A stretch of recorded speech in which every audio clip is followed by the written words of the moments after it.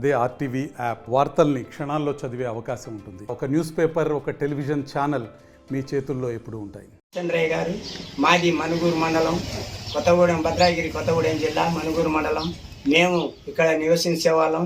మేము కోయ కులానికి చెందిన వాళ్ళం కనుక మా ఆదివాసుల దేవర్లని మేము సమ్మక్క, సారక్క, పడిద్రాజు, గోవిందరాజుని మేము మంచిగా కొలుచుకునే వాళ్ళమైతే నాకు ఎప్పుడు కానీ ఫిబ్రవరి నెలన శుద్ధ పౌర్ణమి నాడు మంచిగా అక్కడి నుంచి అనుమానం అక్కడి నుంచి సహకరించి నాకు లెటర్ వచ్చేది. లెటర్ పంపించి తీసుకుపోయేవాళ్ళు. తీసుకపోతే మంచిగా ఆడిచ్చి పాడిచ్చి 5 రోజులు ఆడిచ్చి పాడిచ్చి మంచిగా చేసుకుంటా మంచి గమ్మత్తుగా ఉండేవాడిని. అలాంటివని ఈసారి ఏం చేశారు, రాష్ట్ర ప్రభుత్వం గుర్తించింది.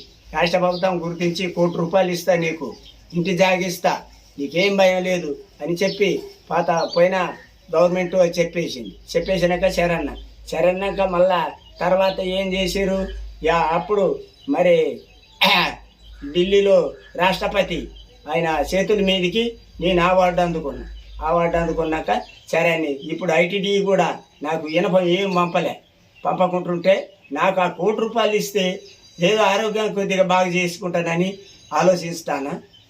ఆరోగ్యం సరిగ్గా బాగలేదు, లేచి నడదామన్న స్థితి కూడా లేకుండా కొద్దిగా దిగజారిపోయిన. దానికోసం మీరు ఎవరైనా సరే మంత్రులు కానీ ఎవరు కానీ పెద్దోళ్ళు కానీ అందరికీ నమస్కారం పెట్టి చెప్తున్నా, నాకు ఆ ₹1,00,00,000 ఇప్పియాలని నమస్కారం పెట్టి 10 ఏళ్ళు నమస్కారం పెట్టి చెప్తున్నా. ఎంపీసీ బైపీసీ విద్యార్థులకి ఒక వరం CA CMA కోర్సులు. CA CMA చదివే విద్యార్థుల్లో 40% మంది ఎంపీసీ మరియు బైపీసీ విద్యార్థులే. Master minds. నమస్కారం అండి, నా పేరు సకిని రామచంద్రయ్య గారి వాళ్ళ అబ్బాయిని సకిని బాబురావు గారిని పద్మశ్రీ వాళ్ళ అవార్డు గ్రహీత అయినటువంటి రామచంద్రయ్య గారి వాళ్ళ అబ్బాయిని మరి 2022 సంవత్సరం జనవరి 25వ తారీఖున కేంద్ర రాష్ట్ర ప్రభుత్వాలు గుర్తించి మా నాన్నగారికి పద్మశ్రీ అవార్డుని ఇవ్వటం జరిగింది. అలాగే మా నాన్న 12 ఏళ్ల వయసు నుంచి సమ్మక్క సారలమ్మల చరిత్ర చెప్పుకుంటూ ఆ యొక్క జాతర నిర్వహణలో కీలక భూమిక పాత్ర పోషించినటువంటి మా నాన్నగారికి ఈ అవార్డు రావడం చాలా సంతోషకరం. అలాగే మా ఆదివాసీ సమాజంలో మాకు ఈ పద్మశ్రీ రావటాన్ని చాలా గర్విస్తున్నాం. ఇచ్చిన మాట వాస్తవం, తీసుకున్నాం, ఆనందంగా ఉన్నాం. మరి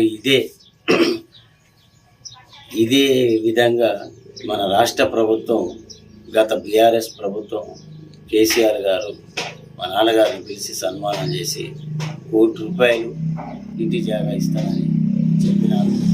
అలాగే మా నాన్నతో పాటే కిన్నెర మొగిలేకు, గుసాడి కనకరాజుకి వీరిద్దరికి కూడా ₹1,00,00,000 ఇవ్వటం జరిగింది.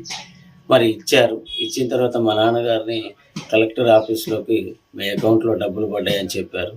ఇక్కడికి వెళ్ళి అడిగితే రేపురా మాపురా అని ఊరికే తిప్పిస్తూనే కాలయాపన చేస్తున్నాము. మరి మా నాన్నగారి ఆరోగ్యం చాలా చాలా క్షీణించిపోయింది. ఇప్పుడు రేపు మేడారం జాతర స్టార్ట్ అవుతుంది. మరి వెళ్ళాలంటే వెళ్ళలేని దీనస్థితిలో ఉన్నాడు, మంచానికి పరిమితమై ఉన్నాడు. కనీసం ఆ ₹1,00,00,000 వస్తే ఆయన ఆరోగ్యాన్ని కాపాడుకొని మళ్ళీ ఈ యొక్క రంగాన్ని ఆయన భుజానెత్తుకొని వెళ్ళడానికి ఆస్కారం ఉండేది. బట్ ఈ సంవత్సరం దురదృష్టవశాత్తు ఆయన వెళ్ళలేని పరిస్థితి ఉన్నారు.